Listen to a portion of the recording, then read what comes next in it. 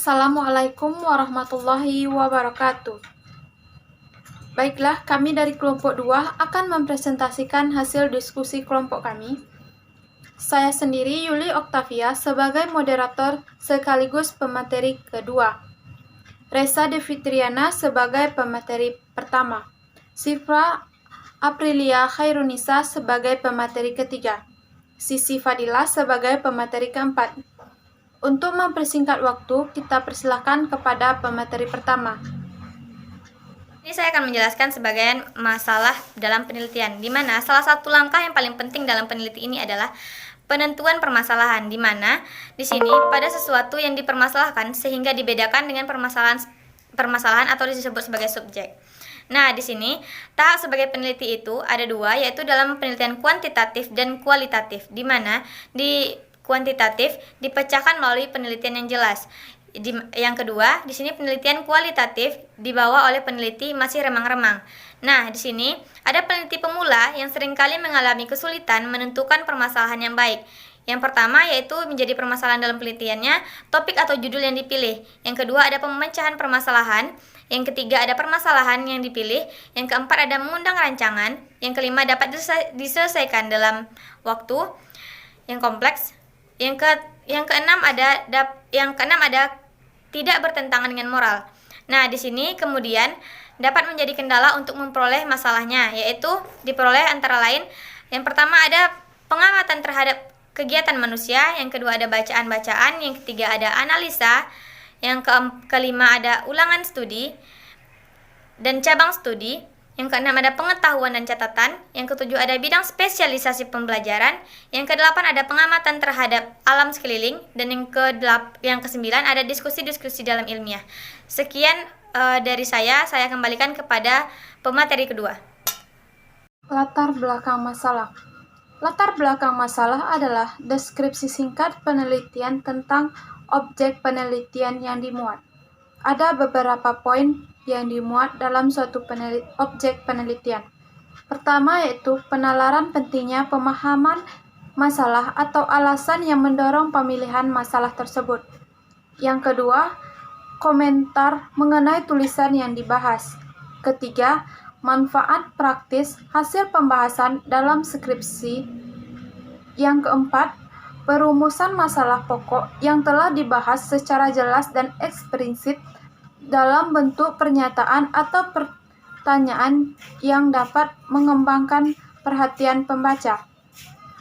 Inti dari latar belakang adalah upaya penelitian untuk menggambarkan ada tidaknya masalah penelitian. Yakin penyimpanan antara yang seharusnya dengan apa yang benar-benar terjadi, atau kesengajaan antara harapan dengan kenyataan. Masalah ilmiah memiliki ciri-ciri.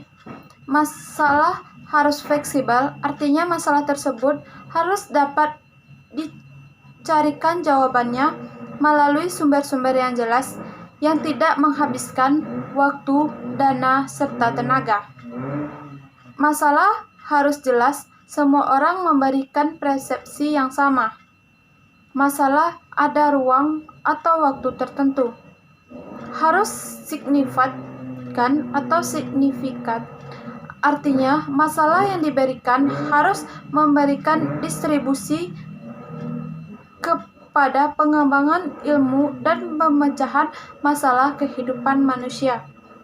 Mungkin hanya sampai di sini. Selanjutnya akan dilanjutkan oleh pemateri ketiga. Baik, saya akan menjelaskan tentang identifikasi masalah. Identifikasi masalah adalah upaya peneliti untuk mengeksplorasi berbagai kemungkinan pertanyaan yang dapat diajukan dan relevan berkaitan dengan variabel penelitian yang dipilih atau salah satu proses penelitian yang boleh dikatakan paling penting di antara proses lain. Masalah penelitian secara umum bisa kita temukan lewat studi, literatur, atau lewat pengamatan lapangan, atau observasi, survei, dan sebagainya. Sumber masalah penelitian bisa muncul dari 3 hal. Yang pertama, masalah yang ada di manusianya sendiri. Yang kedua, masalah di cara, teknik, dan struktur kerja. Yang ketiga, fenomena yang terjadi.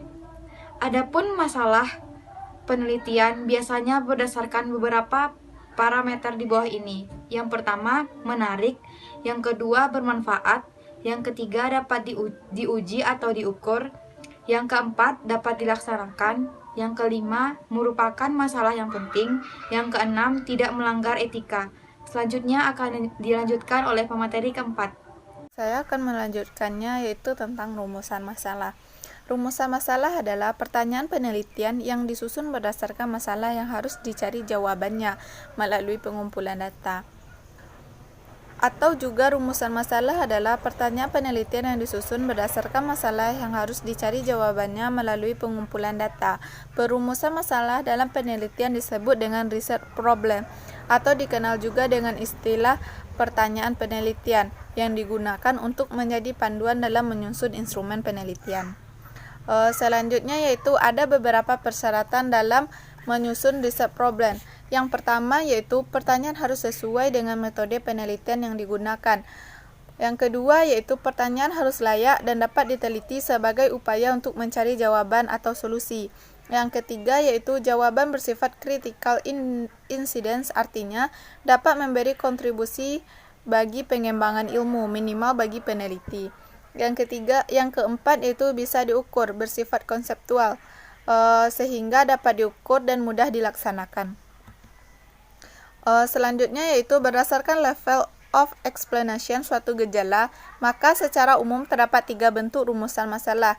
Yang pertama yaitu rumusan masalah deskriptif, adalah suatu rumusan masalah yang memandu peneliti untuk mengungkapkan atau memotret situasi sosial yang akan diteliti secara menyeluruh, luas, dan mendalam. Yang kedua yaitu rumusan masalah komparatif, adalah rumusan masalah yang memandu peneliti untuk membandingkan antara konteks sosial atau domain satu dibandingkan dengan yang lainnya.